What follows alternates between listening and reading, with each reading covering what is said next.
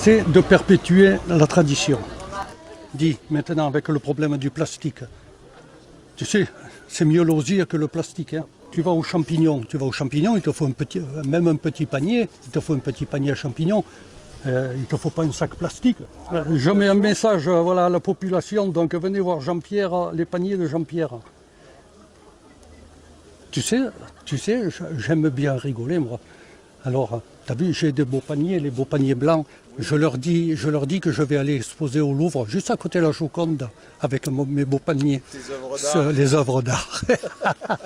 C'est marrant. Hein? Parce que bon, les couleurs, toutes les couleurs sont naturelles. Hein. Je ne teinte pas ni rien. Hein. Tout est naturel. Je vais te montrer pour le noir. Celle-là, la pointe de compte dans le paillon. Et je me prends après, je me choisis un peu mes tiges, les plus qui me conviennent. Et c'est ce qui me permet, tu vois, c'est ce qui me permet de faire le noir, les liserés noirs. Tu vois.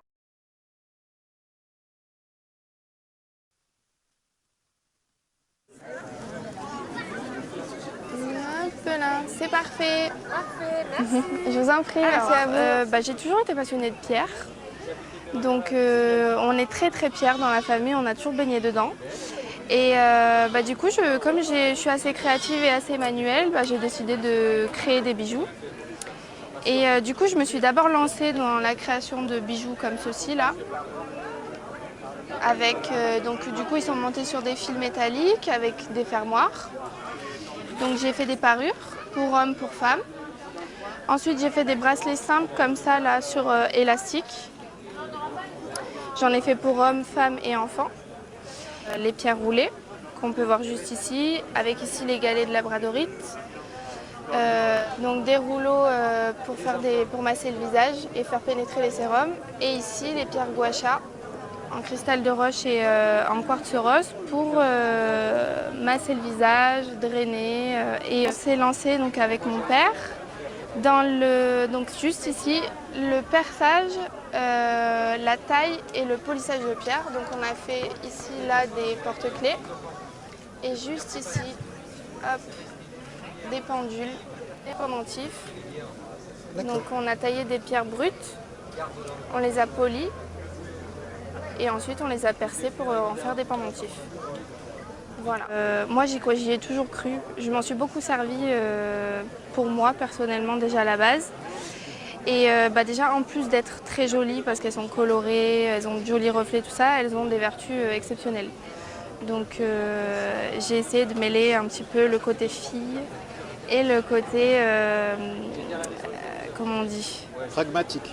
Voilà, c'est ça. Vous voyez, mais en plus d'avoir de très très bonnes vertus, elle a de super reflets, on en a des différentes.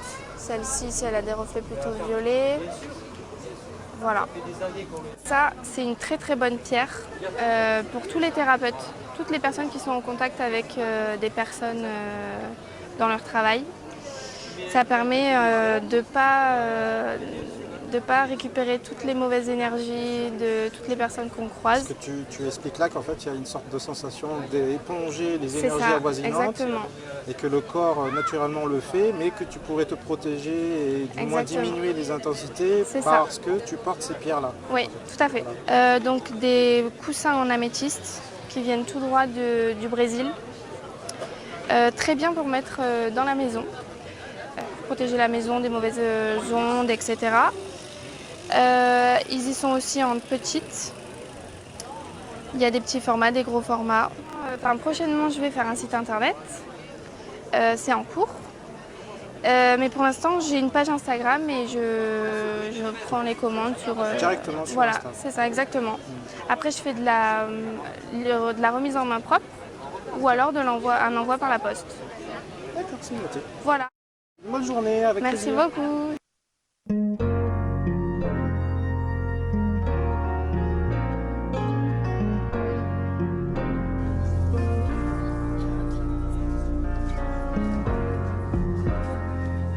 C'est une étrange chose qu'il y a sur cette façade.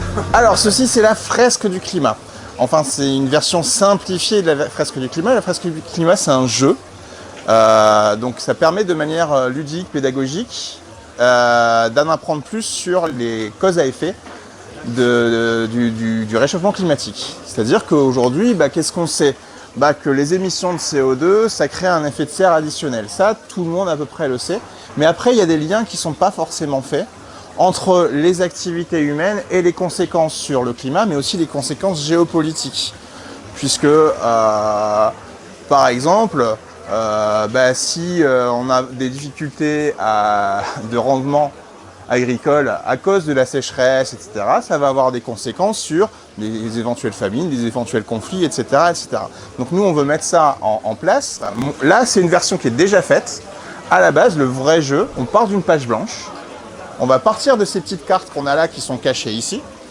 Et on va proposer aux participants de eux-mêmes faire les liens pour qu'ils soient plus... En fait, les liens sont généralement logiques, mais le fait de les mettre soi-même sur papier, tout de suite, ils entrent mieux et donc on se rend mieux compte du problème. Donc ça, c'est la partie constat, comment ça fonctionne.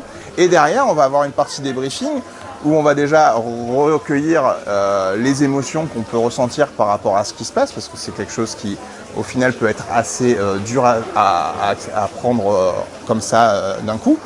Et puis aussi, apporter quel point on peut aller sur quelle solution. Là, on peut s'appuyer justement sur les données de Citoyens pour le climat, les données scientifiques, pour avoir des ordres de grandeur. Donc c'est pour ça qu'on est très complémentaires tous les deux.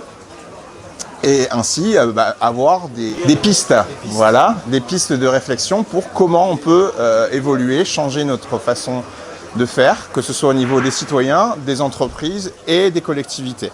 Le constat, parce que le constat, on estime qu'il n'est pas assez posé.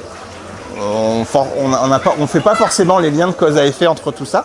Et une fois que le constat il est posé, on va pouvoir mieux appréhender et mieux se dire « Ok, c'est important de faire ceci, cela », de plus aller vers juger que le transport a plus d'impact que allumer ma lumière. Voilà, là je caricature un petit peu, mais en gros c'est ça, c'est-à-dire que le petit geste du quotidien qu'on fait, il est très bien, il faut le faire, mais peut-être que les gros gestes ils sont peut-être plus intéressants, qui ne sont pas forcément à notre portée. Il y a des choses dont on n'est pas dépendant parce qu'ils sont faits par des collectivités, etc. Donc, voir les différents moyens d'action qui existent. C'est un atelier qu'on peut faire en entreprise, qu'on peut faire aux collectivités. En ce moment, il y a de plus en plus de municipalités qui font appel à nos services pour former leur personnel, pour former les élus. Et on se rend compte que les élus, même si ils ont une conscience écologique, n'ont pas forcément le savoir nécessaire pour agir en fait. Ils ont besoin aussi d'une formation. C'est ça. C'est réservé aux adultes apparemment, puisque c'est quand même un sujet assez élevé. Alors, ça c'est la version adulte qu'on vous présente là. Sinon on a une version enfant. On fait aussi des interventions dans les collèges et les primaires à partir du CM1 on va dire. Parce qu'après ils sont un peu petits pour appréhender les choses. Mais on a une version adaptée pour les enfants.